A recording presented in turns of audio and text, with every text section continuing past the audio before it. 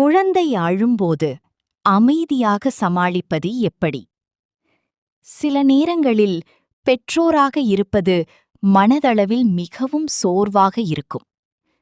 பதில் சொல்லும் முன் ஒரு ஆழமான மூச்சை இழுத்து விடுங்கள்.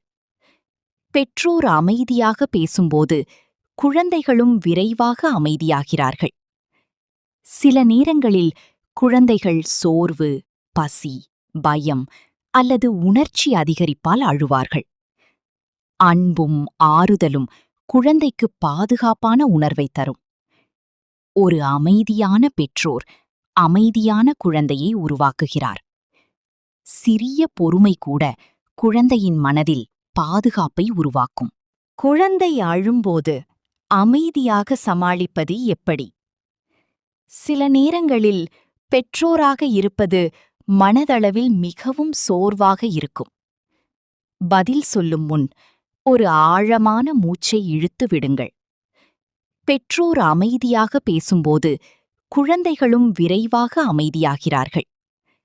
சில நேரங்களில் குழந்தைகள் சோர்வு, பசி, பயம் அல்லது உணர்ச்சி அதிகரிப்பால் அழுவார்கள்.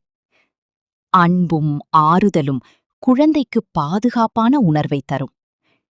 ஒரு அமைதியான பெற்றோர் அமைதியான குழந்தையை உருவாக்குகிறார். சிறிய பொறுமை கூட குழந்தையின் மனதில் பாதுகாப்பை உருவாக்கும்.